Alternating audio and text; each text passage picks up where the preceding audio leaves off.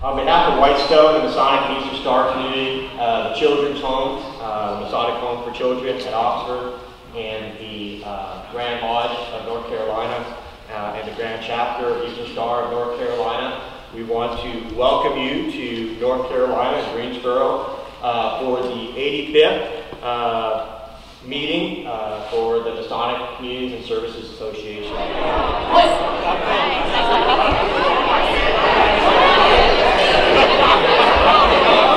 Good morning. On behalf of the approximately 8,700 members of Eastern Star and 144 chapters across the great state of North Carolina, I would like to welcome you to Greensboro, North Carolina today, and to the south, and to the heat, and to the humidity. One of the things we talked about was the Masonic home is in your home.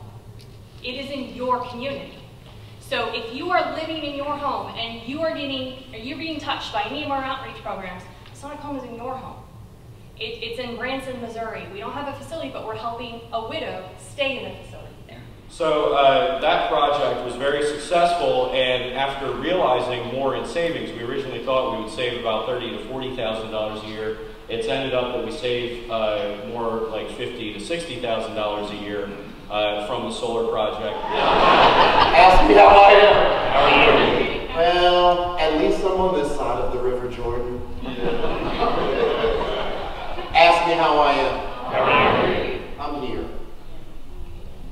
By show of hands, how many of you have ever heard any one of your colleagues say any one of those things when you have asked them how they were, or to get everybody, you have said any one of those things yourself? I don't have to read not another stinking book. I don't have to go to another darn seminar. I don't have to do anything. I need to manage me better. That's what leaders, supervisors, bosses, coaches, mentors, superiors, blah, blahs, that's what we need to do. We need to be the role model that we're hoping that we get. And that to me is work.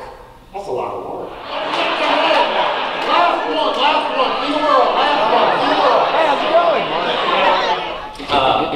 All of you were here, hopefully, for the Christopher Ridenour motivational speaker yesterday. And so as part of his talk, he was talking about wearing your shirt out in public and that you're in. So this morning, I had to run to the CVS store on Battleground, a couple miles away, and this really nice lady was checking me out, or checking me.